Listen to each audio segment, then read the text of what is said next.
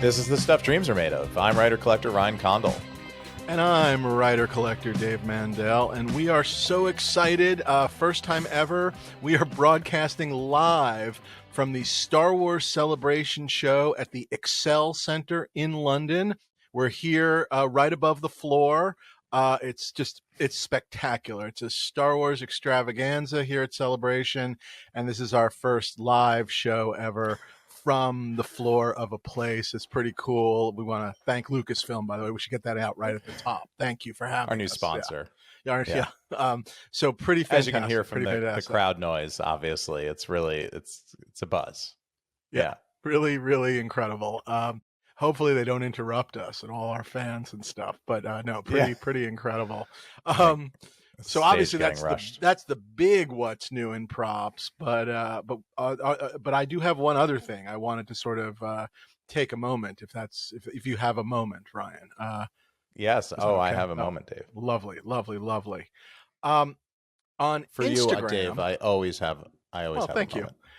My what's new in props today is from Instagram, where Eric.lemon80 mentioned me in a comment at David H. Mandel. Love the podcast. He has a nice picture of Jack Black from the Jumanji, the new Jumanji movies, I think, when he's the professor. David H. Mandel, love the podcast, but maybe once in a while stop interrupting and allow your co-host or perhaps even your guest to speak. And then there's one of those smiley faces with eyes crying that I guess he thinks is his own joke is hilarious. Is that what that means? That's what that means. Well, Eric, you are so pained by our podcast that he's crying from watching. Yeah. Well, Eric, you are our comment or my comment of the week, and here is just simply what I wanted to say to you. When someone pays me to do this, I will shut the fuck up. Until then, while I am paying for this myself, and by the way, that includes you, Ryan. If you want to pay me to shut up, I'll shut up. But until that day that we make $1 on this thing, I'm going to talk over everyone. I'm going to find a way to talk over myself if I can. That's the point of the stupid podcast. So, Eric.lemon80, congratulations. Your shirt's on the way to you, only we don't have any shirts. So thank you for your comment. Very good. Now it's my what's new in props. So yeah, very exciting. Good. I did bid on something and lose, by the way. Did you see? There was a very interesting little auction that took place in California, and it was very strange. You kind of did interrupt yourself right there, Dave. I know. Look at that. Look, I know. See, there you go. I talk right over myself. Well, I figure I should get it back to props. It was an interesting auction. It seemed to be like a local California auction house. I don't have the name in front of me. That was doing sort of a combination of like some like celebrity estates. So there was stuff from like Larry Flint, like some like weird furniture and artwork. Nothing pornographic. Just very. Nothing particularly interesting one way or another.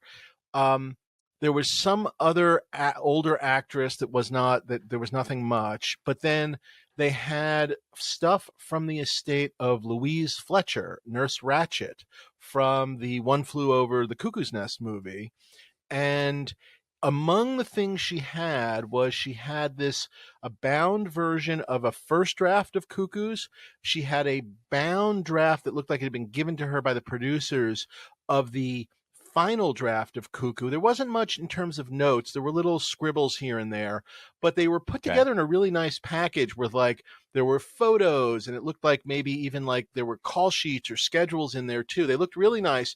Now I threw a bid on both of those, but I got blown away. But the thing that was actually really interesting, not my dream prop. I don't even know what my dream prop would be from One Flew Over the Cuckoo's Nest, but they had her blue, I don't know what to call it, record book that she would write down her reflections of the group sessions, and you see it. Most of the time they're in sort of a tighter shot. You don't see it, but it's kind of often on her lap or tucked into her chair. It's just it's an off the shelf blue record book that you would do accountings in. But they actually had written in, I don't know if it's her handwriting or not, but there are actual session notes about the various patients written in. It was really neat. I thought it was really cool. I was hoping it was under the radar. I threw a couple grand, but it was not under the radar enough, and I was outbid. But I thought it was kind of under the radar for me. Yeah. Yeah, I didn't even know it was going on. I bumped into it. I trust completely. If one of those things comes along and you see something that I have to have, you will tell me, right? Unless it's really great Larry Flint Hustler furniture, which I'm keeping for myself. Otherwise, fair. I would let you know if I thought it was anything you cared about. So yeah, but I didn't think it was anything you cared about. But I could. I guess maybe I'm wrong. Did you care about the record book? I don't know, but but I think that's really. I think that's cool. It was cool to see. I think I have a picture of it and I'll share. But it was very cool to see. No one would recognize it. Certainly doesn't. I'm not even sure. Like, if I started going to you, it's from Nurse, Ratched. Do you, I'm not even sure with like 7 clues you'd go, oh, the record book that's sitting by her lap. But anyway, it was still interesting and kind of, I guess, fascinating. Sometimes where these things sort of end up and what people keep and what they don't, I guess. So, anyway. Yeah. It's funny that film, I think is if you sort of polled, serious film people, I think that film would come up on a lot of top 10 lists for the 70s, the great sort of new Hollywood period of the 70s. And it really, Jack Nicholson kind of, if he was, he was on the map already because that was post Chinatown, right? I don't think it's 75. I don't know if it's post Chinatown, but he's definitely on the map. But the movie, and people forget this. I mean, maybe I don't know. Finish your point. There you go, Lemon. I'm letting him finish his point. There you go. I did ask a question, to be fair, but no, for me, it's I like the movie, and I've probably seen it twice. But for me, I would rattle off 10 other films from the 70s before I got there. Just things that are more to my taste than that. But I think it's an incredibly important film is kind of what I'm getting at. I was going to throw in that I think it's a movie that, like, when pressed, people would go, right, One Flew Over the Cuckoo's Nest and put it on the list. But, and this is an odd statement, you don't hear people talking about it, if that makes any sense. You know what I mean? Like, it doesn't quite come up the way some of the other ones do come up. I don't know. That was my sort of sense of things. Even though I'm trying to remember my Oscar history, I believe it's the first movie since It Happened One Night to sweep. The Oscars, because actor Louise Fletcher got an Oscar, Best Picture, best, I think, across the board sweep, which I think has happened since, but it was the first time since the old Clark Gable movie. So which is a fantastic movie. Yes, which you also don't hear people talking about. But anyway, no, we don't hear people talking about Clark Gable generally. Well, that's cool. Oh my God! I think I just saw Anthony Daniels just walk by behind me. Did you see that? That was really cool. I did. What a celebrity! It's amazing. So what's new in your having a good old time right now? What's new on your props, Ryan? Anything or just Star Wars Celebration? Well, for me, it is Star Wars Celebration. So we're, by the way, Dave, happy Easter. We're recording on Easter Sunday. Thank you. Here I'm wearing my festive Easter shirt. It's got a bunch of little carrots on it, if you can tell. I'll tell you a funny story, which is Becky left town for the weekend. She and Madeline went to go meet a girlfriend in New Mexico, and before she left on Friday, and they're coming back late tonight. It's Easter Sunday. She's like, I'm going to leave this bag of chocolate eggs, and you can hide them for Freddie, and make an Easter thing. And she's like, I'm gonna hide them here in your office. And I was like, do not put those in my office. They'll just stay there and melt and then attract like bugs and things. Number 2, you put them wherever you want. I'm not hiding any Easter eggs. He's 13 years old. It's just like, he doesn't care. I don't care. It's not happening. God bless you for being a great mother. And if you were here, you'd have woken up and hid eggs for the children, but just, it's not happening. So think about that, Lemon. Think about that. No Easter eggs either. There you go. Talk over people and no Easter eggs. So canceling holidays and fun. No, we did all the hiding. Like, my kids are still into it, thankfully. I mean, I just Did like Becky there's help you still hide the eggs? magic in the. She gave me some pointers. She gave me some pointers. No, we got actually these really cool. My wife got them ping pong ball eggs this year Oh, that are cute. egg shaped, but they're made out of ping pong ball material, and they have all these patterns printed on them. And it just comes with a set of special markers to color them. So you basically do your own Easter eggs, but the kids can actually do them instead of with the die, which is just screaming at Right. them, "Don't touch it! You'll knock the cup over!" And then don't break the egg. And it's So you actually ultimately can just the draw adults on just them and make your own eggs. That's kind of correct and cool. decorate your own eggs. And then we just hid those, or the Easter Bunny did, and and it was very sweet this morning. They came running into our room all excited because there were footprints. And I was doing the what? I didn't do any of that. We did a bunch of stuff last night, and they sure enough, outside there was like something had, like, I don't know, garbage had gotten wrecked or whatever, but there were like these like white footprints all over outside in the street outside of our house. So the kids were So like there's looked perhaps outside. a homeless They guy who came. fell in paint that is That's going rummaging through your that's trash. that's right. Or a fox. We don't know. Possibly both. Possibly in lone Well, wolf and cub that's a kind of beautiful working thing for the together. Easter spirit.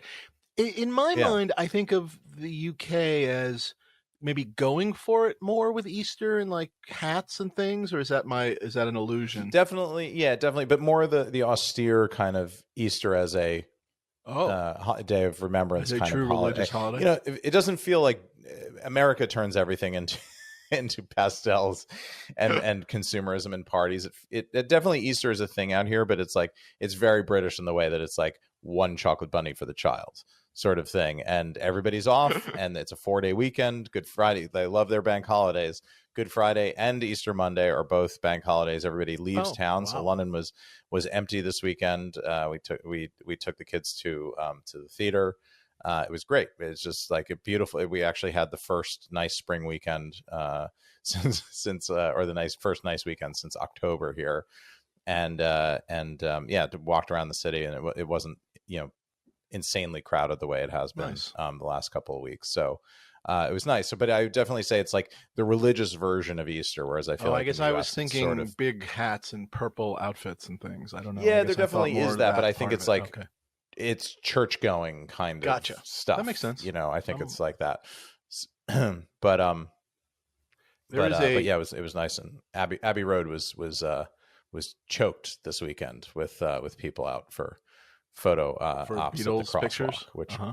yeah, which were nearby, and it was just crazy. Yeah. Just because the weather's so nice, and I guess it's also Yeah, spring break here in America, so probably a yeah. lot But of Americans over it's there. like that in Right. February in the rain. It's like it, but now particularly, it's just That's the mental. picture you And I'm want. just like, and I'm February always in the annoyed, rain on but it Abbey just Road. yeah. Must be a very I'm like always depressing annoyed picture. every time I get there, but I'm also like respect to the Beatles. Like 6 years later, and these fuckers are still drawing a crowd like this. Like Yeah. respect. So yeah, That is um, that's kind of great, by the way. I mean, yeah, I'm okay with that. Yeah, I like that. I like yeah, that. See, Lemon, I like that. So there you go. yeah. Yeah.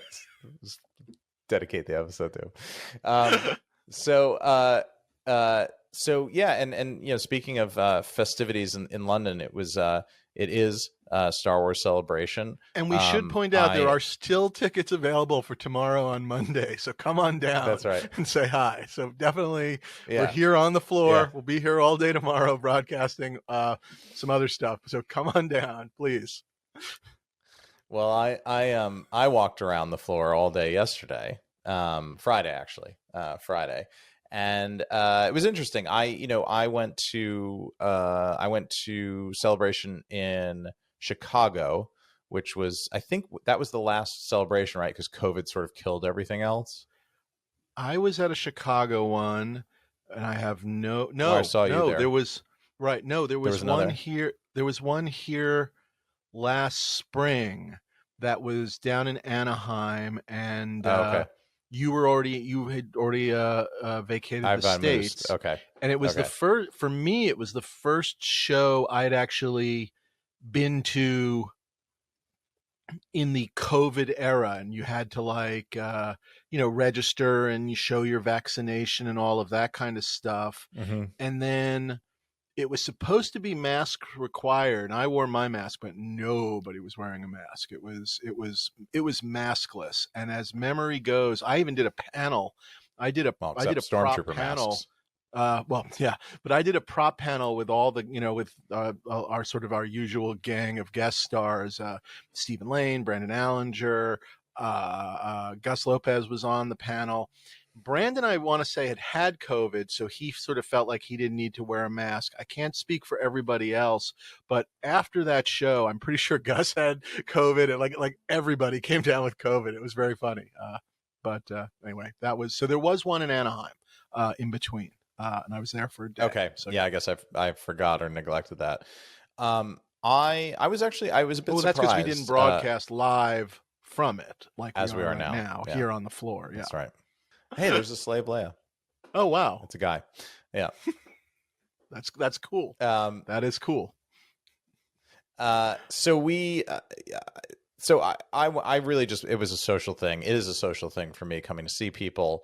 Other, the UK collectors kind of descended upon it. I was really nice. Saw a bunch of, friends of the show. Glenn Carroll was there. Clapperboard Glenn, Stephen and Tim, obviously from Propstore. Darren Simpson, his Star Zone Collectibles was there as a. I saw Darren's booth. Incredible. It was swarmed. Giant. I went over to chat with him and Andy. I couldn't even get in to, and I didn't want to distract them because they were like, right, I wasn't going to go buy anything. Yeah. They're doing business, and it was, and I was like, oh, it's just, it's Friday. It's the sort of, earlyish part of the day. I'll just go over later. At 4:30, it was like the same thing. It looked like a cattle auction. I mean, it was really crazy. Just it looked like the New York Stock Exchange floor. Just people, waving their tickets and cash in the air and just buying things. So so well done. So I did not get to talk to him as much as I wanted to. And yeah, me neither. And then, I haven't spoken to anybody. Yeah, it's been crazy here. Just I haven't wanted to leave our recording booth. So yeah. Yeah, I mean, we need the protective cordon around us because we're getting rushed by fans. So I would say that it's interesting. The show itself was it was cool to go. I feel it felt like half a show to me. It felt very much like I walked into a section of the convention floor that was unpopulated. It was just the sort of black convention floor with all the things marked out where the power, would be if they were to do the full setup for booths. And just, coming out of Comic-Con and all that, it was a weird sight because I'm used to going to these conventions that are packed to the absolute edges with booth and people. Sure. And this one, it was crowded, but I was able to do the dealer walk in 20 minutes. And I mean, I sent you a bunch of photos, but I sort of sent you all of the photos from the Propstore booth because other than vintage toys, there wasn't really anything that I saw of note there. And look, it's a Star Wars convention. You're always going to get that sort of thing.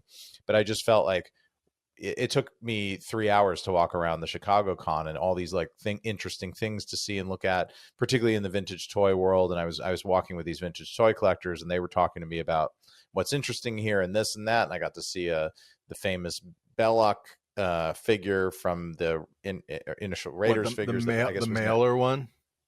Well, it was never produced, right? There was something, or the prototype of it. There was like this figure that was never made, or maybe it was ceremonial Belloc, not like archaeologist Belloc.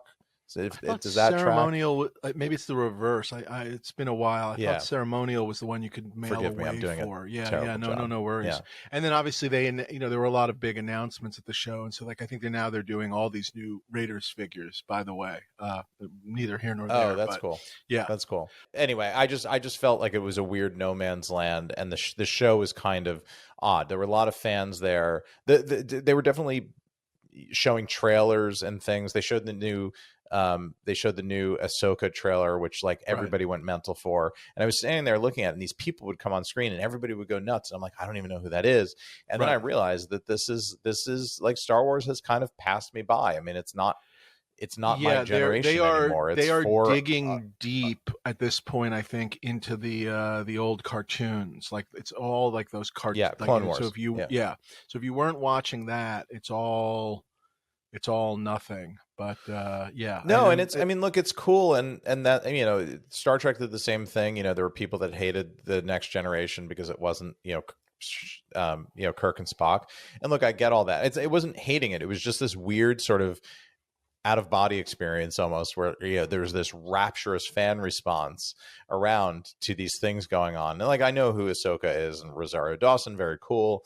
That, you know, that character, I know somebody who directed on the show. It's all very exciting, and the show actually looked, I mean, I was like, I'll watch that. It looked good.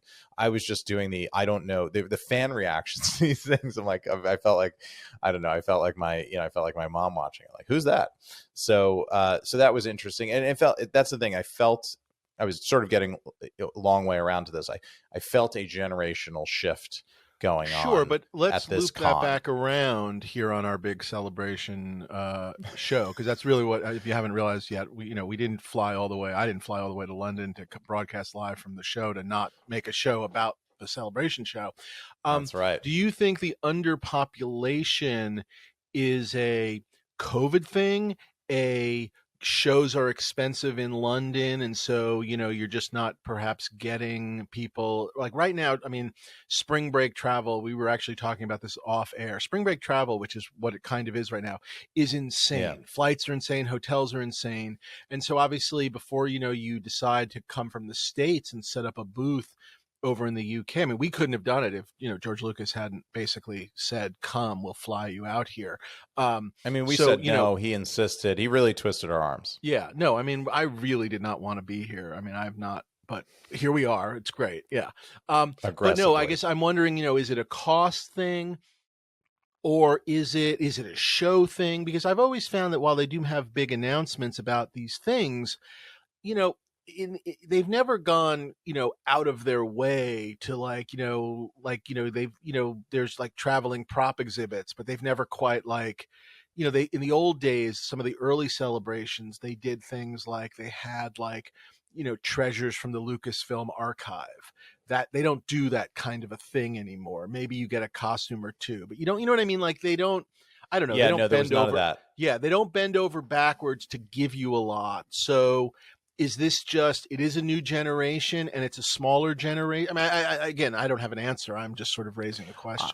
I don't know. I mean, I did know, and a bunch of people there called it out, and I did not think of it until they started calling it out, that the things that were missing, and they didn't have the big. They had the stage and all that, Sure. and the big monitor, where they do the sort of the pit where they do the big fan announcements and the MC and all that, but they didn't have like the thing that Marvel does at every Comic-Con, where they put up the big Marvel booth and you have like, there's Captain America's suit, and the Right. thing that makes you feel like you're at something special and you're getting to see something special. Interestingly, that was all going on in the Propstore booth, because we'll get to around to that, but they Yeah. had the most interesting, stuff there to look at that was on No, display and not for absolutely. sale, Yeah. at least not presently.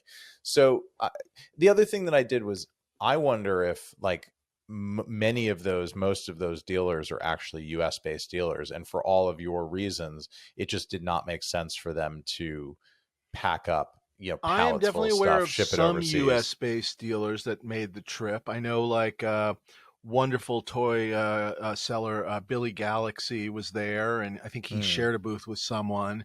Um, but I also know a lot of guys that weren't there. I mean, it's that simple. Guys that would set up in America, yeah, probably anywhere, but won't make that trip. So yeah, a little bit yeah. of that. But I mean, it's a beautiful Yeah. convention center. It's right near Canary Wharf. It's in a beautiful part of London, right on the Can Thames. I ask you one It was, question? Sorry, this is super important yeah. question. I have been, it's wondering, do you think if the dark saber made more sense in Mandalorian, there would have been a bigger crowd?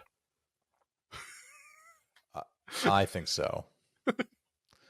Maybe it is the Darksaber's fault. I had not considered that Something to myself. think about. Something to think Yeah, about. Yeah. yeah. I will say most of the cosplaying was original trilogy. Interestingly, most of the Oh, stuff that I saw, there were a lot of like, I saw an unusual number of Natalie Portmans from Attack of the Clones. That, huh. that outfit, The white uh, outfit, the sort of that the one, the white white thing. athletic outfit. Yeah, Yeah. yeah, yeah. And then, but lots of Leia's, lots of like, like white either ceremonial dress Leia or just like white, buns on the hair Leia. And then lots of Hans, very few Lukes, oddly, and then tons of regular Imperial stormtroopers, Vaders. I saw a really good Wookiee, but it was like one of the family. It was like one of the Life Day Wookiees, and I was just laughing because it was this insanely, I forget, I don't know all their names, but it was one of the kids, one of the shorter ones that sort of looks like the little guy is literally named like Lumpy or something like that. I can't remember. I think that might have been who it is, with the wispy white. Yeah. But it was like the Wookiee that looks like, how like certain puppies when they're born, they just look like a poof until they actually grow into their face and body, and like the hair gets shorter. It was like that version of Wookiee, and I was just laughing because it was actually this insanely good costume, and I was like, this is niche. This is the most niche thing that I've seen today. I mean, if you've got that costume, you're gonna break that out for a celebration, because you don't get a lot of opportunities I guess for that one. I mean, for sure. So anyway, I had a good time. It was social more than anything. I will tell you, Dave, and you'll be very excited about this. I saved this for the podcast. I got recognized twice on the floor, like people coming, hunting me down. Oh, excuse me, are you Ryan Condal? And I did, yeah. And look, I'm not like doing the jaded whatever, because it actually doesn't happen a lot, because but podcast Ryan or well, that's House what I'm getting. Dragon Ryan. That's what I'm getting to. That's what I'm getting to. So if you watch the show, you know that I'm a very generic looking white guy. So I think it's hard. I don't have like I don't have our sponsor, George Lucas. I don't have like a costume, flannels and the beard and the glasses. So I feel like I just blend in with the crowd a lot. And so I don't, it just typically does not happen. Even when I go to events like that, Comic-Con, where there's in theory, a concentration of nerds that are going to, like myself, are there to hear about House of Dragon, and you're standing next to you. Yes. Or possibly a fan or whatever. But no, I was shocked that both of the excuse me's were both for the podcast. Both of them. They stopped me, turned me around. One guy heard my voice and recognized it and did a loop around to come back and talk to me, because I was chatting. Another guy recognized me because from the YouTube channel, and I chatted with both of them. They were both lovely. The first guy is actually a comic art collector who said that you might know him because he's good friends with Cheeky Joe. And he told me his last name, and then I tried 3 times, and he just said John the Greek. Everybody calls me John the Greek. Do you know John the Greek? Does that ring a bell? I don't. But yeah, he's good. He's good friends with Joe. I'll ask Joe. But he's a fan. He said he's like Dave probably won't remember me. He's like, we've been at dinners, at big group dinners together before, but it's sort of like But anyway, he's John. Big Star Wars guy and comic art collector, but has become a big fan of the show, and told me that he had listened to 20 episodes over the last like 2 weeks, because he's trying to catch up. And I was like, I make this show, and that breaks my brain. Did he seem suicidal in some way? Did John the Greek I was like, are you okay? He's going through a bad breakup or something, or do we need to check in on you? Yeah, there's something going on. John the Greek. Why do you want to talk? We're here if you need us, but John, it's going to be okay. Yes. Just stop listening to the podcast. I mean, but we appreciate one a week is really the maximum. The doctors should do. recommend, yes.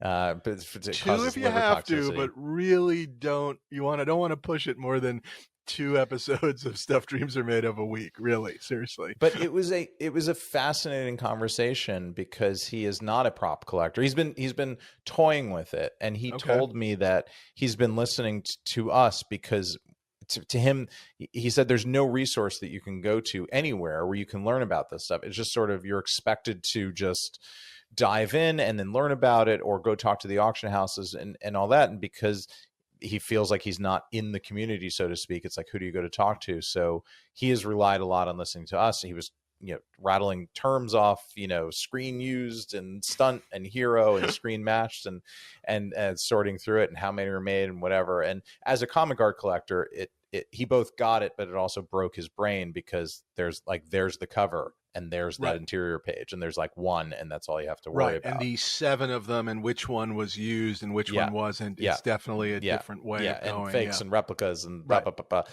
So, so very interesting to talk to. Much appreciated hearing that. And then I will call him Kyle the Irish, because we had John the Greek, but a lovely Irish collector named Kyle McElhaney. Forgive me, Kyle, if I'm butchering your last name, but I looked up your email. He was the guy that wrote us about the 3D scanning archiving thing that they did. Yep. We did that in one of the mailbag episodes. Yep. But lovely guy, really, a big collector, proper prop collector. So he's been listening to us since the beginning. He was the guy that heard my voice and stopped and turned around and come say hello. So it was much appreciated, both of you guys saying hello. It was great because I actually went to a dinner yesterday night with a bunch of people from the show. They're writers, producers, directors working on the show. We just had a big dinner together, and I was like, guys, I got recognized this weekend. And they were like, oh, and I was like, not for the show. For the podcast. They were just baffled, just absolutely baffled. They think that they're like, what do you do? Why do you have time for this? I was like, yeah, I don't. It's good. It's just an hour. A typical Easter Sunday record, Yeah, exactly. And then I had this really interesting conversation with Stephen Lane too at the Propstore booth, which we'll get to, because again, that was the best stuff. Because also that is tonight's point of the show. But yes, go on. Yes. We will get to it. But he was saying that he's heard from a lot of people that in the collecting world that listen to the podcast very religiously, and people have used it in the same way that John was saying that he used it, as like a information resource about the hobby to get into and figure out these interconnecting layers of the thing. And he found it really interesting to hear, because I think he was impressed, I would say, that so many people that he has spoken to listen to us and talk about it, and even though we don't have this giant listenership, it is a thing if you listen to every episode and every minute of it, and people really use it. And I was touched by it. Well, that tells me actually 2 things, or 3 things actually, that are actually pretty cool. One, that we have this like fan base of people that are like coming into the collecting world, because I started to wonder at some point if it was just hardcore long time collectors that are sort of like kind of know us, or sort of, and they're just listening to humor us, kind of a thing. So that's nice, number 1. Number 2, it tells me that that Stephen Lane, even though he sponsors the podcast, now knows we actually do a podcast, because I wasn't 100% sure about that. So that's great. And 3, I think it's time to raise the ad rates. I think it's time to raise the ad rates. So that's very exciting. Yes. I think we need to make the case. Yeah. Because then if we, by the way, if we get some money, I can stop interrupting. So that would be great for Lemon. So that's good. Yeah. Nobody wants any of that. That's part of the banter and charm of the show. Our charm. It's our brand. But standing in the glorious Propstore booth, I have to say they put together a hell of a booth, and it was really, and I'm going to use this word. It might sound like a pejorative word. It's not. I mean, it was austere in a great way, in a way that like these conventions never are. It was so kind of minimalist and exciting, and they had these beautiful displays. There were these 3 pillar column displays in the middle of their booth, and they one of them, I mean, just the 3 biggies, you could have built a booth around any one of them. And so yes, correct. We should just let everybody know. Let's just start with this. So these are pieces that are going to be coming up for auction later in what is it, June or end of June? Is that what we think? So I think one of them is June in the LA auction, and then 2 of them will be in the November UK London in the auction. Fall. Gotcha. Okay. Yes. So there's that we get that. So right. the LA auction one, which was the centerpiece of the convention floor, is something that you and I have seen, because it's it's been in the Propstore collection for quite a long time. Is Princess Leia's dress from Carrie Fisher's dress from the ceremony at the end of Star Yes, Wars, it the is medal a ceremony, white dress, but it's not the main white running around the dress. Death It is, Star. yes, it You're is right. the white dress for the medal ceremony at the end, basically. Isn't it that? Yes, Isn't it interestingly, yeah. more probably not more recognizable, but more recognizable at the same time, because I feel like the other white dress, if it wasn't on Carrie Fisher with the buns, you probably would look at it and just sort of say, I don't know. I guess the belt sort of puts it together because it just feels like a white.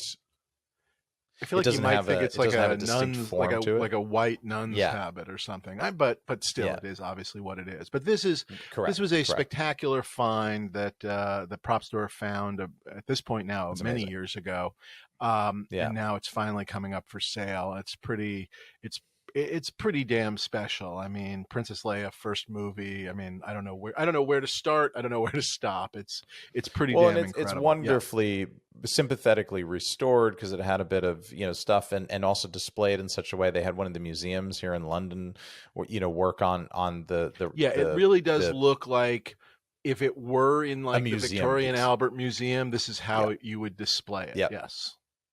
Yes, it's gorgeous. It's incredible, and people were buzzing all around it. The it's a big estimate. It's a big estimate. It's one What's the to two estimate? million US. Wow. 1 to 2 million US. Yeah, Wow. yeah. And it doesn't really get a lot better from there as we go on down the row. I mean, that was the Yeah. biggie. But the other two items, I mean, unless you wanted to say more about I feel like we can sort of talk about the items and then kind of come back around and sort of discuss holistically, because I think there are a bunch of things to discuss around it. About, first of all, these things are awesome. It's great that they're coming to auction. It's just going to be cool and exciting to see. And then I'm curious, from your world, Dave, the things that you might be interested in as a big Star Wars collector, and kind of, because I have a sort of thinking around them. I'm curious what you think. So the other two items, one was the one of the Hero TIE pilot helmets from I think this And one just to be only clear, appeared in Star Wars. this will be in the end of the more end of the year. This will be in The the London auction, auction, yes. which will be probably November or maybe end of October. Or Yes. do they have a date? Oh, no. Anyway, yeah. It's middle of November. Yeah, it's Middle of like November. they listed Okay. the dates on Gotcha. the dates on the booth. I think it's the 9th to the 12th or something like that. But this is one of the 3 Hero helmets made from the film. It matches. It has the gray It has a mohawk screen stripe match. and the It's sort of really gorgeous. the Yeah. no exit or exit up or whatever, it's written in the kind of Orabush sort of font on it. It's gorgeous. It's incredible. It's got all the age and patina that you want, but it's still in great condition. It's really amazing. And I think it's consigned to London because it's from a UK based collector. So it's pounds keeping in pounds and whatever, but it's a great piece. And again, in this sort of self-standing plinth, and gorgeously displayed and lit, and just looked like a proper museum piece artifact that you'd find in a great National Museum. Right. And it was I've seen it in up close and in person, but it was really well displayed and documented. And that one is also quite pricey. That's in at £400,000 to £800,000. Right. So that's a big number. But there's there are only 3 of them, and I think there are only 2 Heroes in private hands, and the third I think we know is in the Lucasfilm archives. Yeah, it's in the archives. And I guess again, I didn't screen match. So again, just screen match, which is huge. Yeah, there's nothing else to say. Which I think all 3 of these things are the 3 big items are all screen match that were up there. And I find that it's that much more impressive. Sorry, on the sort of the helmets. And it's a silly thing, like a costume. Not that they're probably that is one of one. I don't think that that end scene they were putting it together with a day with spit and glue and whatever this famous stories of the rebel crowds are just wearing like generic military stuff which just shows up from time to time. There are not 10 of those. That is Princess Leia's single dress. Obviously, there weren't a lot of TIE fighter helmets, but again, the fact that you're able to kind of go, that one is pretty incredible. And it's great. And then obviously the third item, which is pretty special. Yes. So, and I actually just before we'll come back to it with the TIE pilot helmets, but I didn't realize there was such a big difference between a Hero and sort of not stunt, but like sort of BG or whatever, or non-hero, with Right. the TIE pilot helmets in particular, which I was educated on this weekend. And then the third item, which kind of blew my mind, because it's so great, and it's so, I hate to use the word, but so iconic, was Anthony Daniels' C-3PO mask from A New Hope, which Yeah. is just insane. It's insane. Let's call it what it is. It's insane. It's screen matched, which I think is new news. Possibly was not in the listing, but they learned more about the way the helmet was made and the way the dent was done. And I think for a while there was an assumption that the dent was cast into the helmet. It was not. The dent was sort of made after the fact, and for each one the dent was made in the same place, but there was a process for making the dent, so I guess the Oh, dent that's wasn't interesting. cast, so it was The done with dent like drilling is, and when he basically, forgive me, bondo. when he Yep. falls, when the sand people attack, there's a Hmm. dent, and that, I believe, I don't know where they have it screen matched, but that was always the understanding, was it was, We call them from. people experiencing sandiness nowadays. Yes, it's from that, but I guess the process of making it was different than the presumed. And now the thinking is that it does match, because anyway, the big story on this one is that over time, all of the electroplating, or whatever the process, the plating that makes it look metallic, had come off over the years. It either flaked off or use and handling or whatever, so it's mostly gone. And they replated it. I guess the Daniels family had it replated very well, I would say, because I saw it up close, and it's really, I mean, it's a pro job. I mean, it looks like a delivered. It actually looks like you would imagine 3PO looked in the medal ceremony when they had Right. cleaned up the droids No, and it made them look really is. good. I don't know what to say. It is shiny and beautiful. It is. Shiny. Yeah, Yeah. yeah. No, but it looks. Oh, my kids I don't know listen what to to that say. It soundtrack all looks. the It time. looks new. I guess I don't know what else to Hmm. call it. Yeah. Um, But it's glorious. It's glorious, and it's got the A New Hope bolt in the back that's different, I guess, than the other films. And I mean, look, it's just 3PO. 3PO like always reminded me of my like overcautious school teacher, sort of like, yeah. not a super exciting character, but like definitely an iconic, again, sorry for the term, No, character but from certainly Star Wars, and perhaps of those yes, three things that we are talking about, certainly the most iconic of the the three, most with iconic, which not is taking anything away from Leia's dress and not taking anything away from the TIE fighter right. helmet, which obviously I think people would, the average human who isn't a Star Wars nut would probably recognize, because it looks enough like a stormtrooper that you kind of go, is that Star Wars? But you might not know it's called a TIE fighter. But C3PO is C3PO. And again, I think anybody would recognize that. So no, I think Yes. there is a difference. Yeah. Yeah, it's amazing. And I think if you did the silhouette game where you just showed somebody the silhouette of those three things, I think a lot of people are, a lot of Joes on the street are picking out the 3PO helmet, recognizing that. I don't know that Right. non-Star Wars fans, not non-deep Star Wars fans, are picking out those other two things. Not to Dare I besmirch them anyway. They're all amazing. But dare I the ask 3PO the helmet estimate on that? blew Should me I out of my guess? seat. Can I guess Go the ahead and estimate? guess. Why don't you guess? Yeah. I'm going to guess the estimate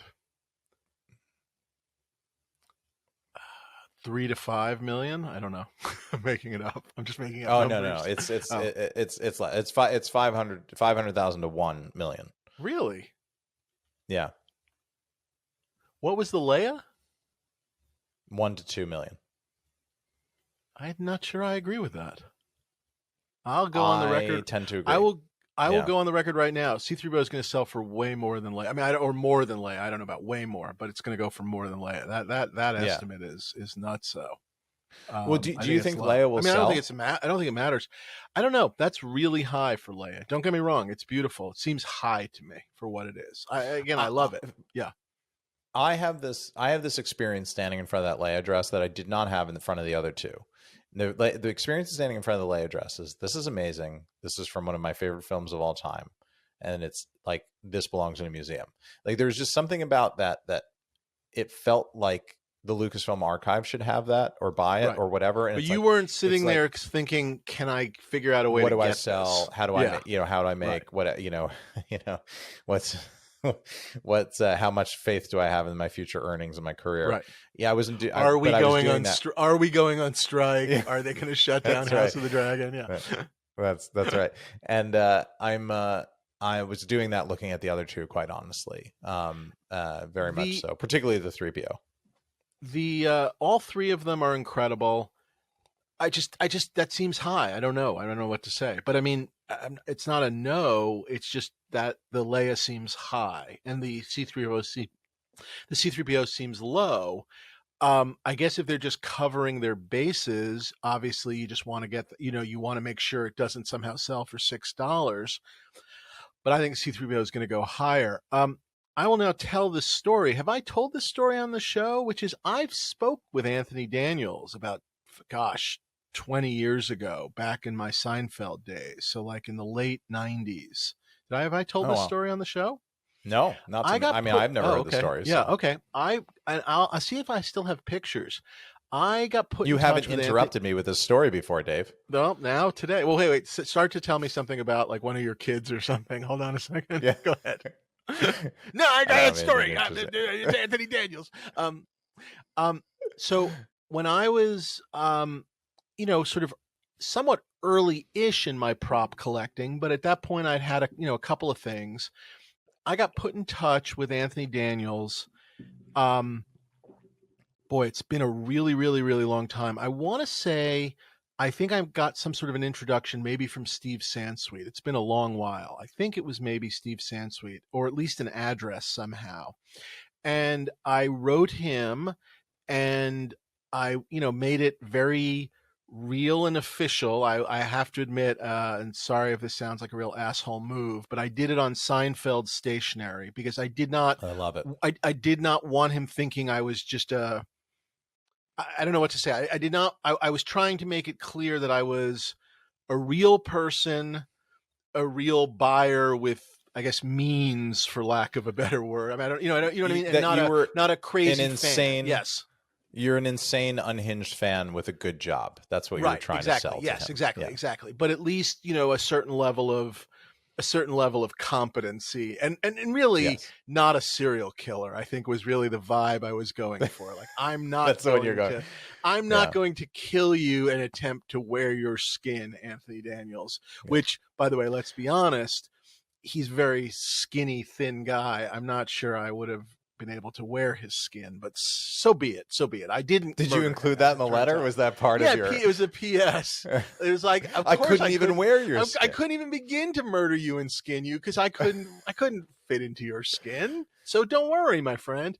So we began Page 7.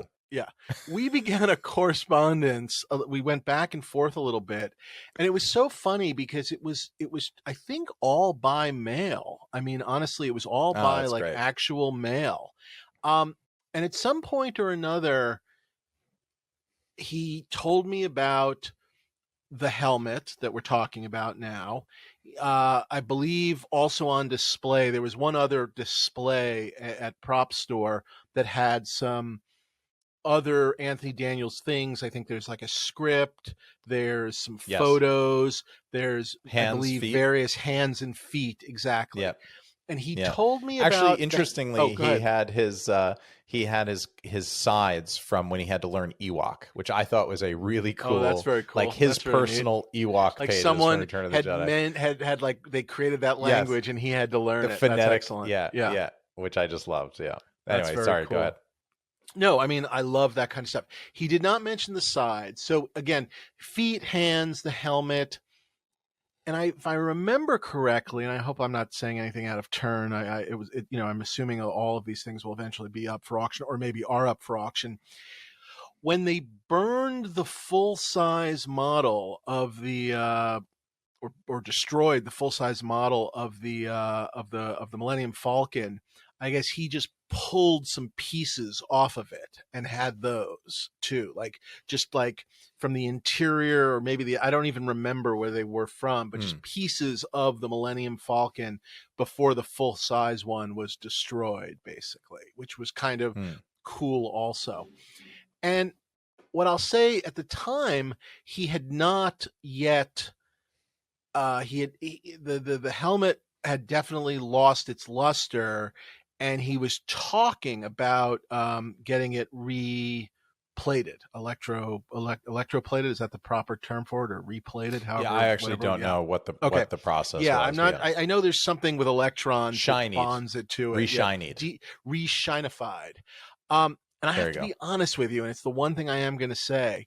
I I I told him not to. I mean, obviously he didn't listen. I do have to say, it's spectacular, it's incredible.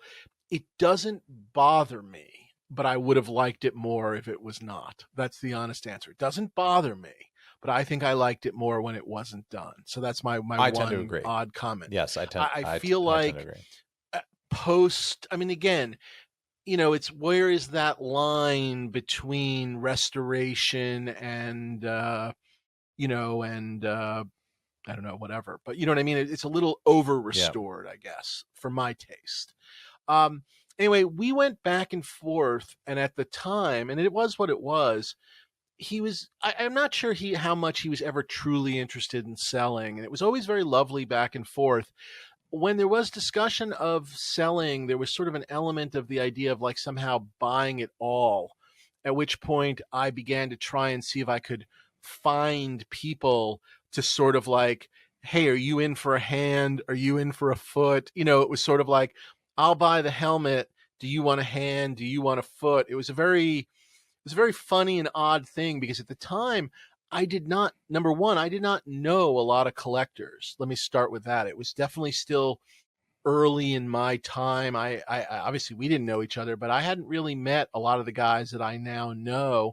I don't even think I'd made contact yet with Propstore, or maybe it was the early days. I'd have to look back and check my earliest correspondence with Propstore. So I didn't really know collectors. So I was really almost reaching out to comedy writers I knew that liked Star Wars, just kind of like, Yeah. would you be interested in a C3PO hand? Which, it was like, again, the numbers escape me. I have it all written down somewhere, but it was probably like, would you pay $5,000 for a hand? And most people were just like, absolutely not. Funny, I'll add to the story. Um, at the time, I had not worked yet with Kevin Smith. So I think Kevin and I met in like 98 or 99, which is when we went on to do the Clerks animated show. So it's before that. It's before we actually met.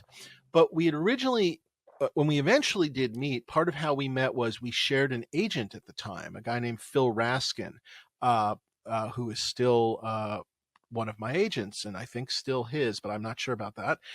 He's one of my At the agents.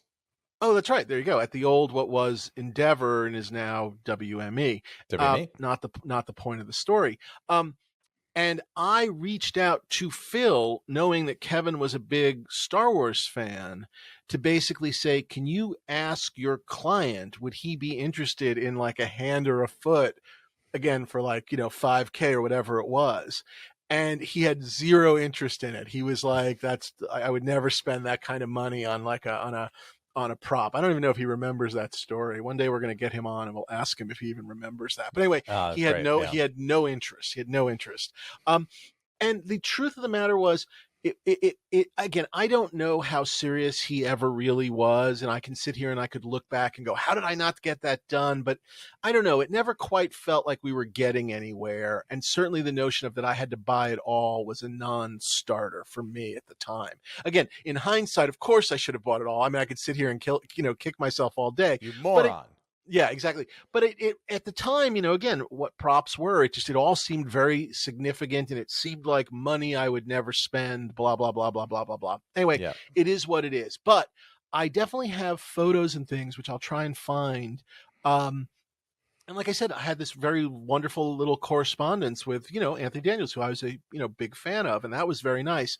Like I said, I have no problem with the way the helmet looks. I just wish they hadn't done it. I leave it at that. So take it as you will. I tend to agree, but I still freaking love it. So, and that's exactly it. It's like, I just want to be really clear again, just to really like lock it in. It's not a negative. I just would have liked it more in its original state. I feel like it's something that it should have been up to the buyer, I guess I'll simply Yeah. say. Maybe Yeah, that's a and decision you make or it's going to don't be make. Yes. Yep. that's going to be a buyer to buyer, collector to collector sort of Yes. preference issue thing, and it might hang some people up. Other people won't care. It doesn't I matter. It's going to sell. It's guarantee going you to sell for a lot of money. it holds nobody up. It won't bother a soul. It's always that thing for me, almost like when a prop looks too clean. I don't know how else to express it. Do you know what I mean? Where like the prop is so clean and good, it almost moves into the replica version of things because it's I don't know, it's lost its usage. I don't know. I don't know how else to explain it. Again, Yeah. it's not a negative. It is just it would be more positive. I'm trying to land on a Yes. very specific point here. I dig the fuck out of it. I don't know what else to say. So yeah. Yeah. But I thought people would enjoy So that background story. So yeah. which is a fantastic story. I love that. I love all the stories from the before day when anybody knew what any of this stuff was. I mean, I kid you not. Just to make it really clear for all you youngsters, we're talking about like FedEx envelopes with like developed photos, like is what he sent me. There were no digital photos. There were no digital. It just was like literally like him sending me like 3x4 and 5x6, like Kodak, like Instamatic prints. Really going funny. to the 1 hour photo. Or the 1 hour potato, as my brother used to call it. And I will now be putting these photos up for auction in Propstore with an estimate of $6 to $7 million. Yeah, you should consider those as a lot to go along with this. As loyal listeners know, Ryan has received Propstore's coveted award for favorite host for the last 2 seasons. Will I continue to be shut out, or will I finally win the award for season 5? Only you, my idiot moron listeners, can decide.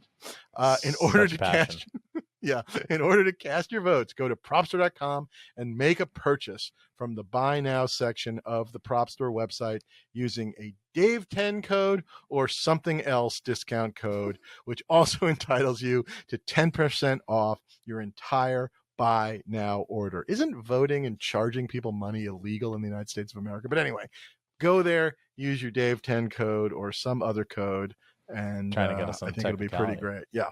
And as an added bonus this season, every purchase you make using a Dave 10 or Ryan 10 code will enter you for a chance to win a pile of stuff from your favorite host. Wait, say that line one more time. Say that again. Just say that again. Hold on. I haven't. Okay, ready? Say that again. Yeah. As an added bonus this season, every purchase you make using a Dave 10 or Ryan 10 code Dave will enter you for a chance to win a pile of stuff from your favorite host. And then it says, note, Dave and Ryan should give an update on what items they are contributing from their pile of stuff.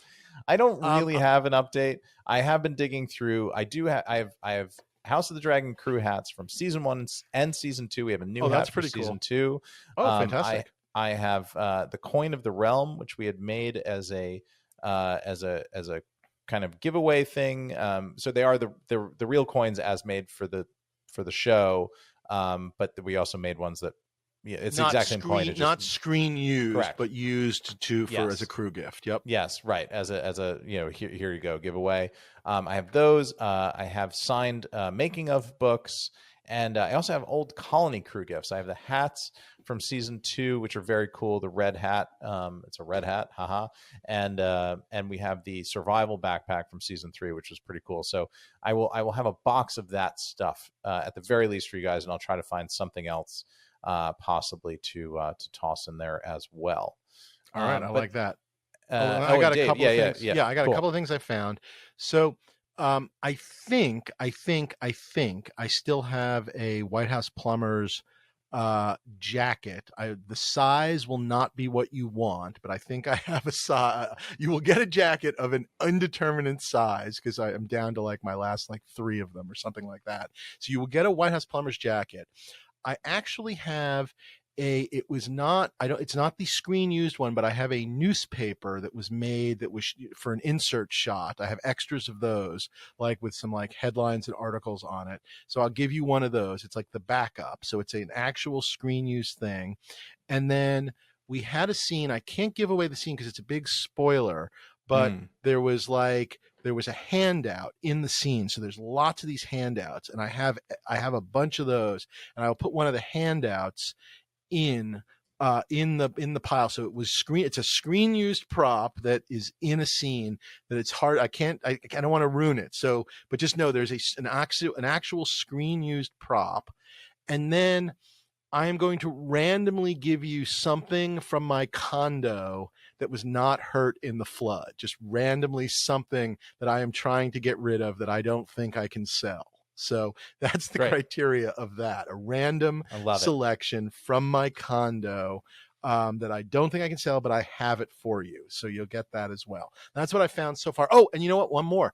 We did a giveaway at what's the show in when you go to Austin, Texas? You know, the big pop culture and music thing, South by Southwest. Is that South what it's by. called? Yeah, okay. I think Yeah. it's South by. We did a Veep thing there years ago, and we actually did a poster giveaway that was done by Phil Noto, who did the original art design for the Stuff Dreams Are Made Of for our logo, for our little ad piece. It's his drawing of the cast of Veep. And I have one of those posters that we gave away in Austin at our panel. I have one of those I'll give you as well. Great. So it's not signed or anything, but it's a really cool looking poster that not a lot of people ever got to see. So really cool Veep poster. There you go. So there you go. Yeah. So as we saw last year, how one big purchase can sway the scales, we wanted to highlight some of the top items currently available for buy now at propstore.com. There's in the UK, we have the Transformers Screen Match animatronic Scorponok head for £24,995. Dave's favorite movie, Prometheus, the full-size light-up functional medical pod. It would be so ironic £14,995. If I could lose this contest because someone buys something from Prometheus and uses the Ryan 10 code, or I would say even that's Dave comedy. Win the contest because of Prometheus. I think the story. Oh, meaning works so that I way. win, but I'm forced to congratulate Prometheus and thank finally someone. Prometheus. That's a bitter something. irony. Bitter irony. I like that. I like the third act twist.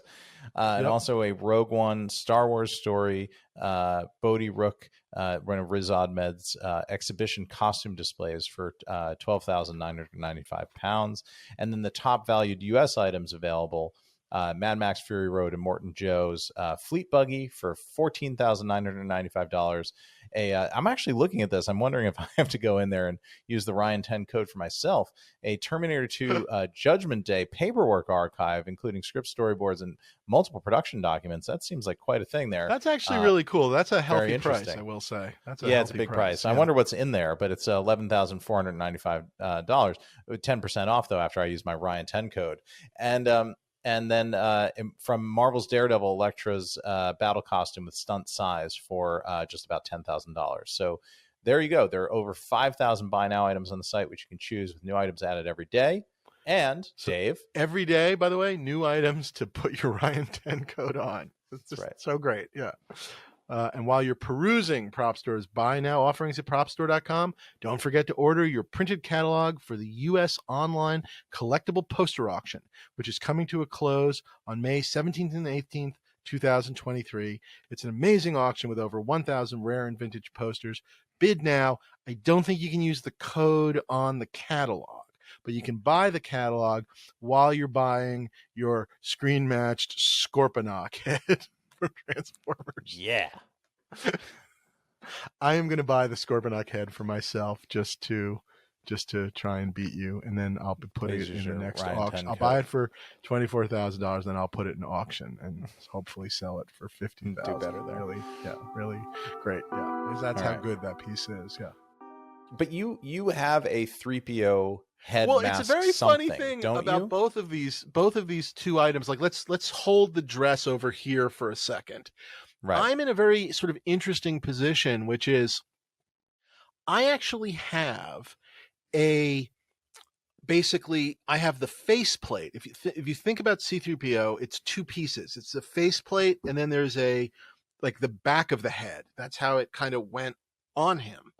And I have a faceplate without a back of the helm, without the back, that is from Star Wars, that was reused in Watto's junk shop in uh whatever the hell it's called, Phantom Menace, Phantom at the Menace. beginning. All Yes, right. with Watto, as some may remember, the vaguely anti-Semitic junk dealer on the slave planet, doing a lot of fine work for the Jewish people.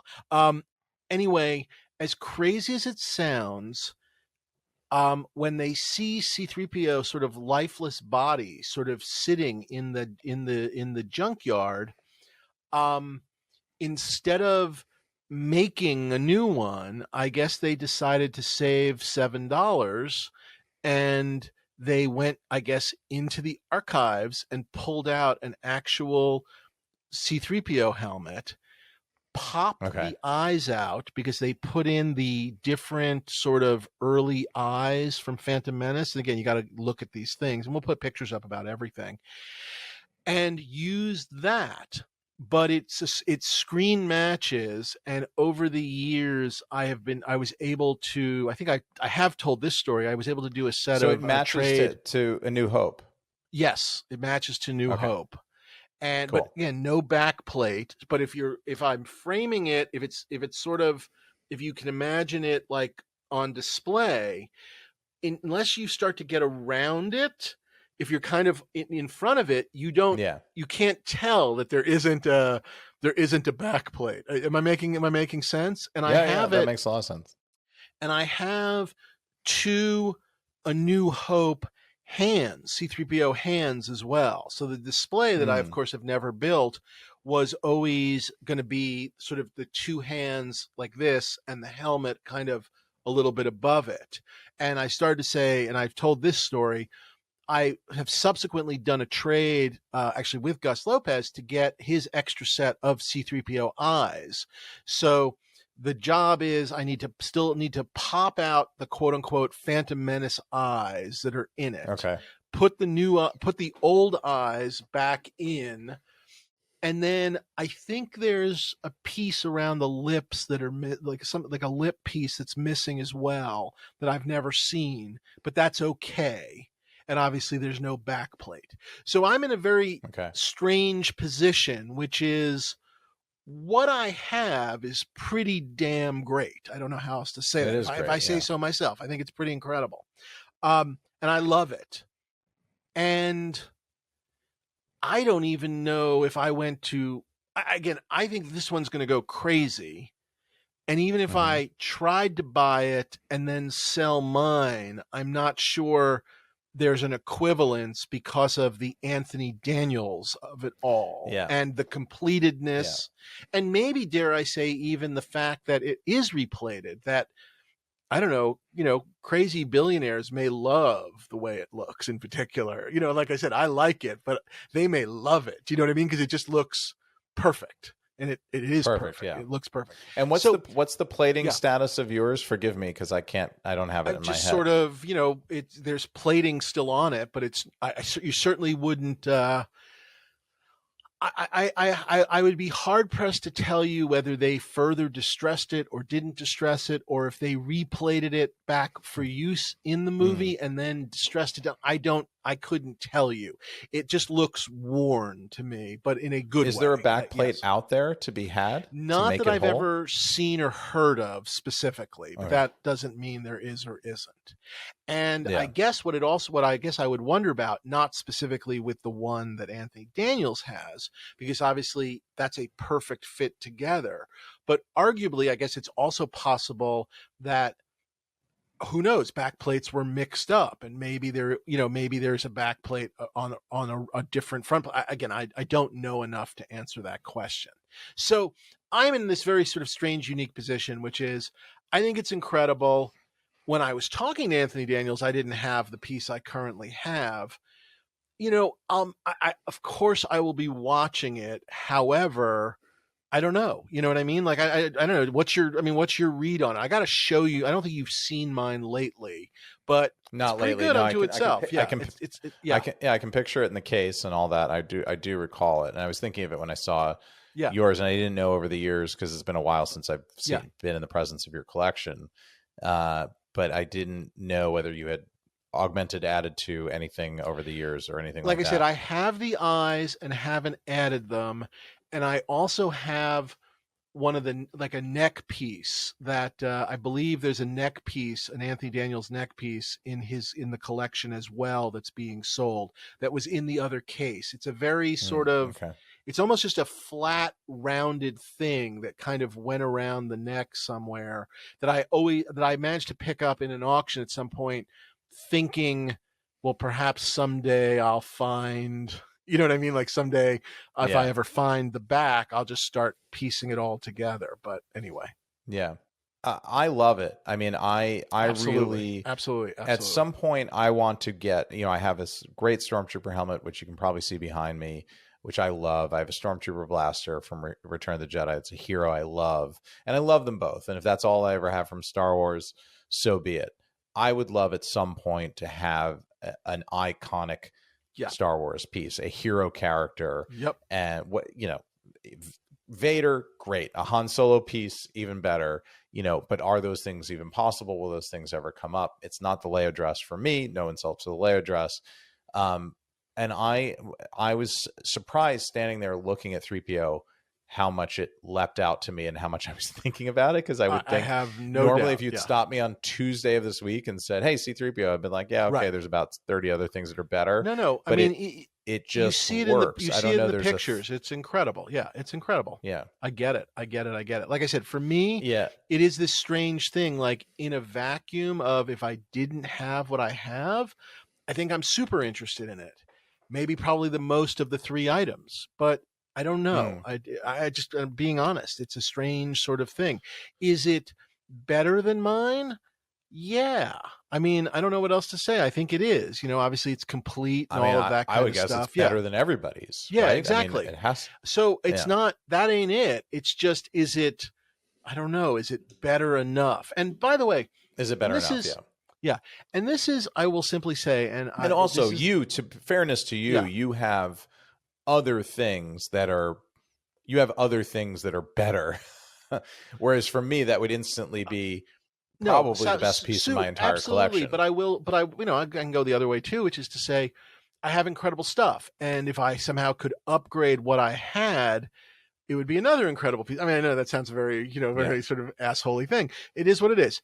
But I guess this is the problem. And I will say this, and this is, it's a criticism, not of just of Propstore. It's a criticism of the market, allow me to say, which is now that these numbers are in this number world that we're talking about, where all of a sudden, and again, I think their estimates is low. So let's just call it, I don't know, $1 million just to pick a nice juicy Yeah. round number. Okay. Let's just again, maybe we're wrong. Maybe it's even worse. Maybe it goes even higher. But let's just pick a lovely round number. You said that's like the upper end of their estimate ish. Is that what you said? Yeah. 5 to 1. Yeah. 5 to 1. So let's call it one flat. I don't know. This is where it gets tough. It's not an easy check to write unto itself. And there is not a great scenario of being able to sell the one I have again. You know what I mean? Against, you know what I mean? Like this is where the system breaks down in terms of, large purchases. I don't know what else to say. It kind of breaks down.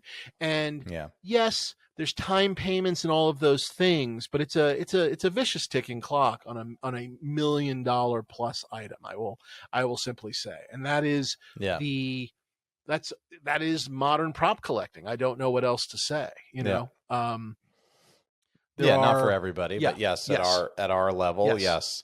And that, I mean, that was a big thing that I wanted to get into with this whole discussion, because I do want to talk about the TIE pilot as well, which of the three feels the most kind of fishing to me. It feels the most like the seller doesn't necessarily want to sell it, but would be happy to sell it if he could get his right. If he got sort his of number, low sure, estimate. sure. Yeah. And by the way, I think whereas the others seller feel. I think the seller would admit that. Dare I say? So yeah.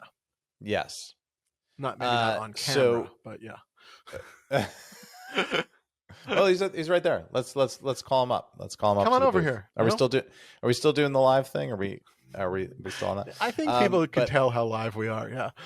yeah, yeah. They've tuned into the YouTube channel and they're just ashamed of us. So the because that was the other thing. I also love the TIE Pilot helmet. I was looking at it, just sort of saying, "Oh, that's so great." But I don't know. And again, no shade being cast at all. This is just me as a collector. It's a deep cut helmet from Star Wars. It's great, and it is what it is, and it's screen matched, and it's in the trench run at the end of A New Hope, and that's all great.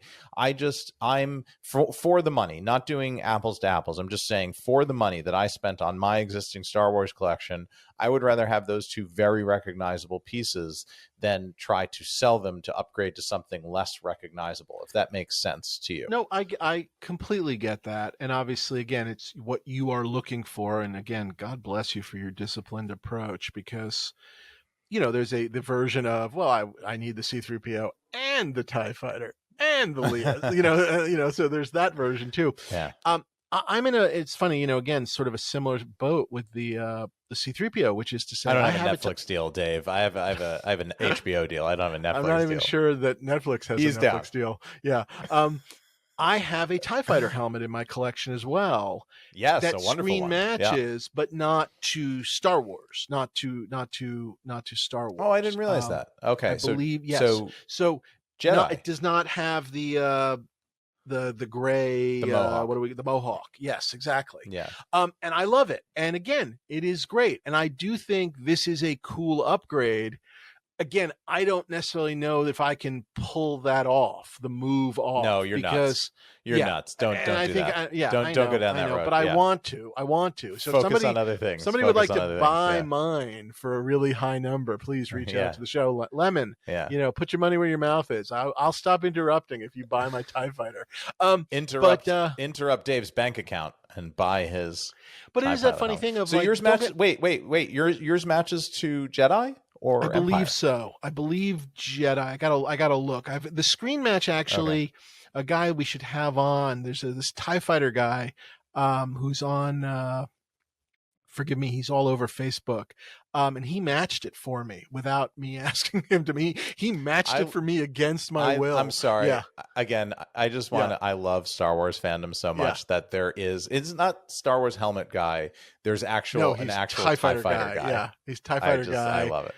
And he's a good guy. I want to have him on. Can we please? We should actually do that in advance of the totally. It will be sometime in the next 6 months, but in advance of the November auction with that helmet coming season out. 6. Because it'd be great to get an idea of what tie is out there and differentiation and all. Because I actually admittedly know nothing about it. So. Good. I think he is good and knows a lot, and by the way, our Gino always knows too. So there's Gino as well. Correct. Love Gino. Knows these things. But we got to use Gino. Yeah. We got to use Gino for Darth Vader helmets. So it's going to be helmets palooza exactly. on this show. So yeah, helmets.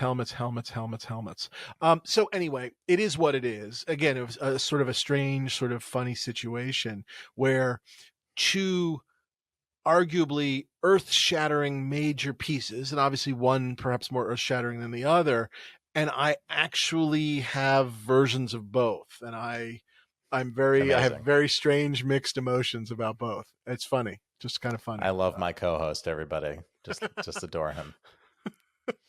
Good for you though. I mean, that's great. And look, the TIE Pilot helmet was easier for me because I can stand there and just go, is its own this is thing. great. It's its own thing. It's Someone the TIE should get Fighter, it. Right. The TIE Fighter, it's almost sort of like in a world where maybe you didn't have a Stormtrooper helmet, maybe the TIE Fighter might have filled, you know what I mean? Like, again, I'm not going to argue it would have, whatever, but I think it's in a similar category. And again, obviously the TIE Fighter is more well known, but I think in a world, if you had, I don't know, I hate to say if you had nothing, the TIE Fighter would be the one for you. They're all incredible. I don't even know what I'm saying. The TIE Fighter is in another category. I don't think it's a deep, deep cut, but it's definitely slightly lesser known. Let me put it there. It's a B-side. How about that? It's a B-side, not a Yes. deep cut. Okay, it's a B-side. Yes, a B side is fair. Yeah. Yeah. A-side is But Stormtrooper on a great Helmet. album. Yes, and B-side is just sort of, it's on the 45. It's It's the B-side to the Stormtrooper. I know how much you love Led Zeppelin and all Led Zeppelin references, but it's like a physical graffiti B-side. It's Gotcha, not, it's not In Through the Outdoor or Coda or something like that. It's Eagles with Timothy B. Schmidt. Now I don't know what I'm saying now. So just various music documentaries that I've watched, and now I'm just gurgling out. But yeah, it's incredible. Good. I don't know. It's absolutely incredible. Like I said, I'm not sure I have a chess move to be had, but I do like them both. Yeah. Yeah. I mean, and we're going to be good this week and keep this one as close to the promised hour as we can. But I think for the sort of last topic before we say goodnight to everybody. First of all, I was sort of filled with a buzz walking through that convention center because I came out of genuinely beautiful London weather. We had 3 days straight of it. It was amazing. I feel like spring has finally come upon us, and it's not this the long. The word you're looking for is sprung. Spring is sprung. Yes, yes. The repressive 6 months of darkness and winter is finally ebbing, and it's exciting because it means that summer is coming. The show is going to start shooting soon, which is very exciting. If it has not already, I think it will have already by the time this podcast launches. It just feels like new things, and auction season is upon us once again.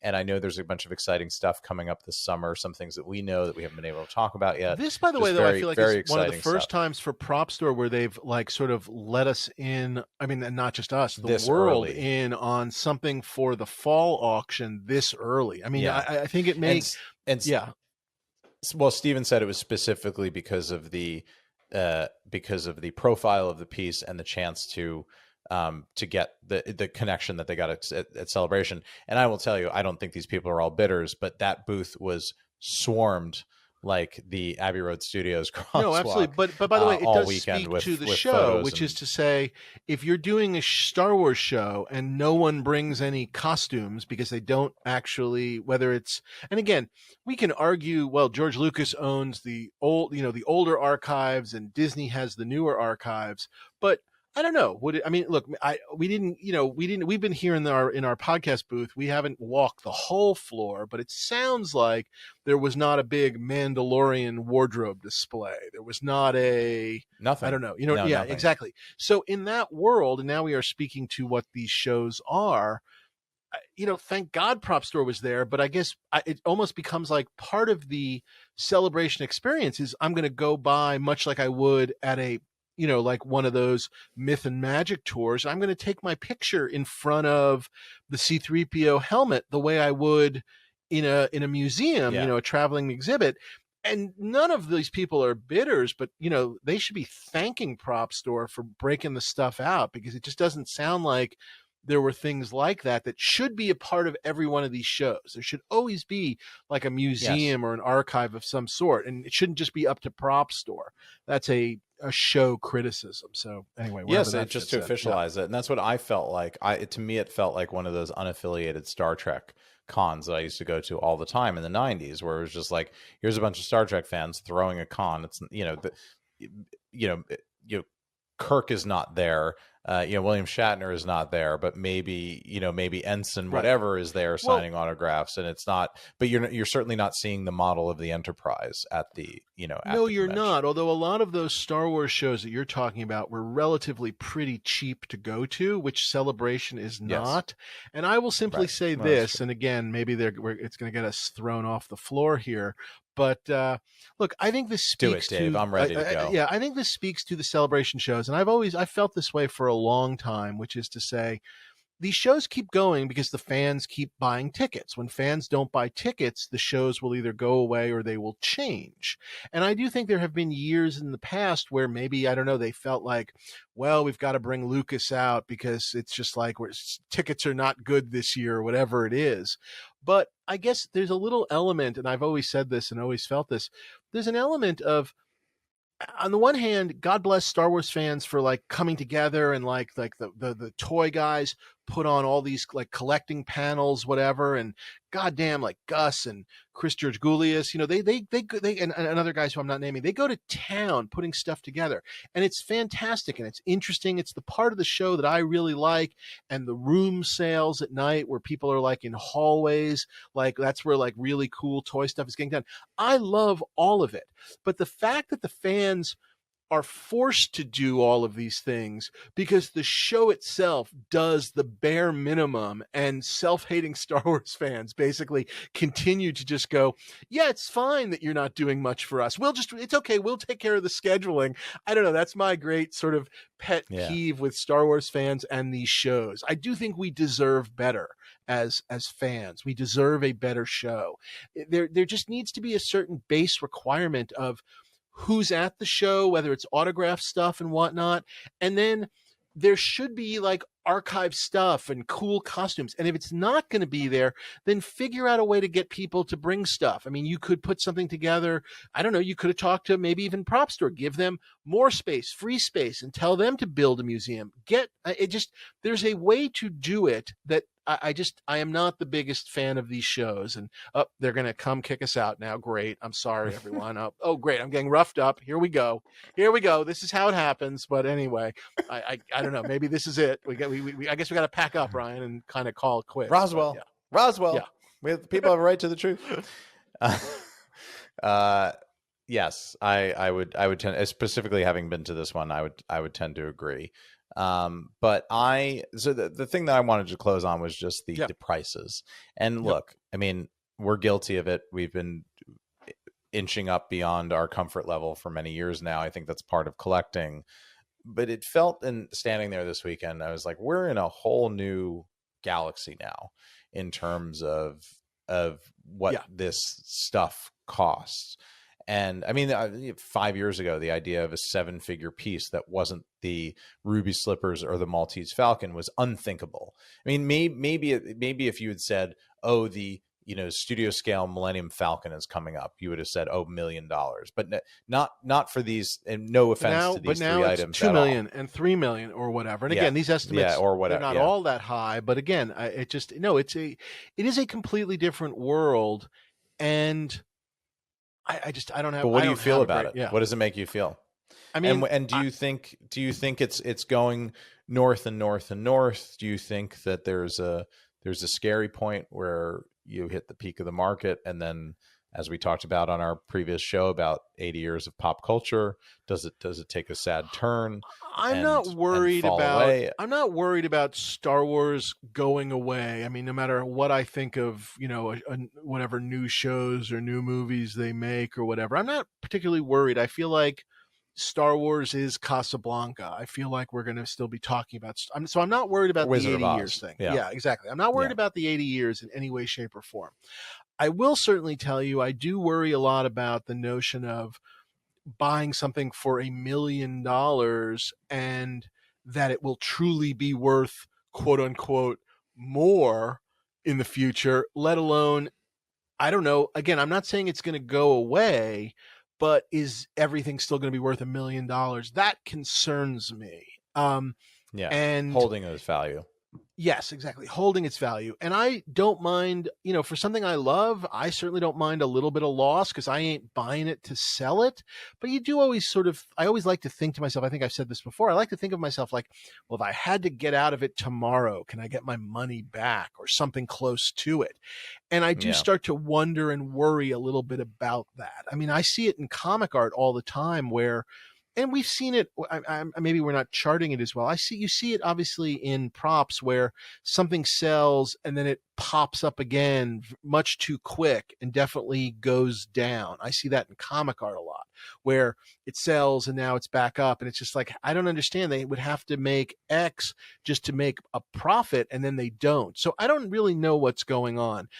I don't love it, number one. But, and this speaks to the larger issue, and I'm not quite sure the answer to it. I do think there just has to be a better situation. And I will simply say, from my perspective, when I've been able to, buy things, for example, like at Heritage, which is a bigger operation, the ability with all of their other auctions for me to put stuff in and, basically pay off Pay it off with things and things stuff. of that Yeah. nature.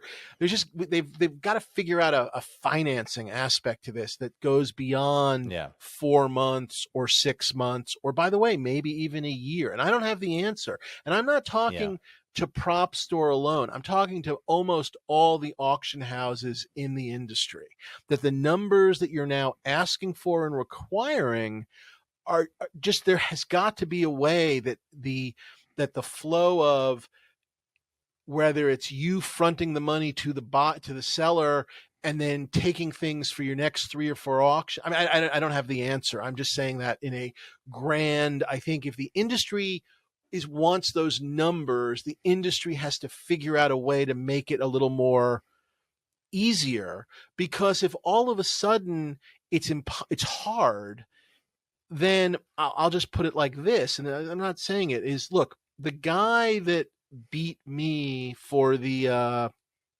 X-wing, right? The X-wing. Yeah. I'm guessing wrote a check. I mean, what little I know, wrote a check. Just, here's your check. Here's your wire transfer. We're done.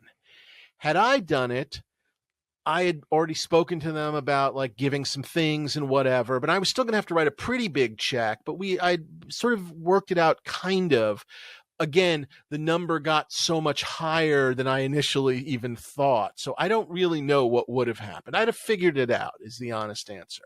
But it wasn't going to be easy. I'm just telling the truth. It was not going to be easy. Yeah. And again, Propstore was trying to work with me. It's not them. It's just the number got crazy big. You know what I mean? All of a sudden, it's not, well, I'll sell this piece I have over here for $100,000 and that covers my bill.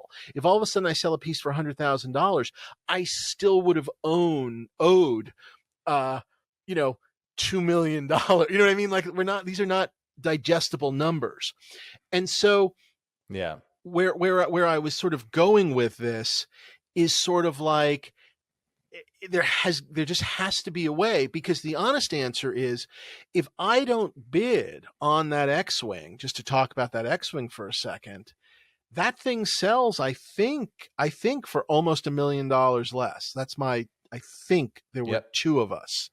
And that's what it felt like watching it. Yes. And so this is not a threat. This is just a fact that if we can't find a way to sort of, it's just, if the prop industry wants these numbers but can't adjust to these numbers in a way that makes it workable for a buyer such as myself, who has means but can't necessarily write a $3 million check blindly, I guess is what I'm trying to say, then it's going to eliminate me from a certain level of bidding, or some bidding, whatever. And again, other people, I think, like me. And then if those people go away, you're not going to have some of that action that gets these people. I don't know. It's an industry comment that I guess I wanted to sort of shout out to the industry. And it's everybody, basically. Yeah. I think well said, Dave. I mean, I don't really have anything else to add to it, but I think it's really good. It's a bit scary. I mean, I'm glad I'm sort of, again, if I never got another Star Wars piece, I think I would be fine, but I would like to at some point. Some of the other films I collect on amen to that. If I never got another Star Wars piece, I'd be absolutely fine. You'll be okay too. But I'm not going to lie, I'd like to. I mean, and there's by the way, there's a couple in very specifically that I would kind of like to get. You know? So some that might be coming up at auction. Yeah. Well, good. This was a great discussion. I'm excited because again, it feels like this is the 6 months of the year where there are auctions versus the 6 months where there aren't. And that's exciting. There's going to be great stuff coming up. Lots of discussions coming your way from us about those specific catalogs and pieces and everything else. Over time, we're going to try to keep this show as continuous as we possibly can, despite crazy production schedules and everything else. But we'll have a lot to talk about, and this felt like the beginning of something in a fun way. So I'd be also very curious. I'd be curious to hear what our listeners actually think about the numbers, where the markets are going, and sort of a little bit of what we were talking about in terms of, with the market going up, what you think auction houses should be able to do, or how that you think they can adjust to, again, figuring out a way to kind of keep things kind of the churn, if you will, the churn. Yeah. I'd be very curious. We didn't do we have a game? I know we got cut off last time from my stupid internet, which has now been fixed, by the way. I think a rat, We by did. the way, Thank goodness. chewed on a cord, believe it or not, outside my Really? house, and that was part of the issue. That was it? The guy replaced a cord, and there was one part where there was some wear from like where it was rubbing up against something, and then there was another part where he goes, "This looks like an animal chewed it," and I went like, "What kind of an animal?" And he went, "Well, probably a rat." And it was just like, oh yeah. But anyway, look at this internet today, lightning fast. So, yeah, look at it, blasting us. Game really quick. Ready? One Flew Over the Cuckoo's Nest. What would you want from One Flew Over the Cuckoo's Nest? I mean, it's got to be Jack's costume, right? The costume would be incredible. My small, like, joke pitch, not a joke, but if there was a bottle that actually said like a medicine or pills that had like a prescription that said McMurphy on it, that would be a nice, like, small one. And I know there's no way of authenticating, but the pillow. Okay. The pillow at the end with Chief. Yeah, that would be the dream prop. But no, I think you got to go for like sort of the hospital stuff, or Ratchet's funny hat or funny shoes or something like that. But it's a hard film. Right. It's a hard film to pick. Yeah, it's a tough film. That's a toughie. But or the book, the receipt book. Oh well. Anyway, that's a great film for the clapperboard go-to. That would be a great clapboard. And by the way, like one script. And done. I mean, again, I bid on scripts, but that would have been interesting as well. But clapperboard would be incredible. Totally. There you go. All righty. Please follow us online. One Flew Over the Cuckoo's Nest Star Wars Celebration crossover. Everybody, One Flew Over the Cuckoo's Nest. People who say that live this is from the floor of the Star Wars Celebration. That this is just pop culture pablum. We talk culture on the show all the time. Follow us online, subscribe, all that nonsense. I don't know. Yeah, at Props Podcast, and write us specifically about the topics we talked today. dreamsaremadeofpodcast@gmail.com. Thank you, listeners. John the Greek and Kyle the Irish guy for listening. Please continue to politely head me off in public spaces and prove to me that my podcast has more resonance than my very expensive television show. Ryan. Just follow him. Yes, exactly. That's right. We talked a lot about skin suits on this episode. Please none of those people, but everybody else is fine. And come back again next week. We'll have another great topic for you guys. Until then. Yeah, next week's topic is me interrupting Ryan Moore. That's next week's topic, so enjoy that, Lemon. Suck on that, Lemon. Doubling down. All right, good night, everyone. Happy Easter.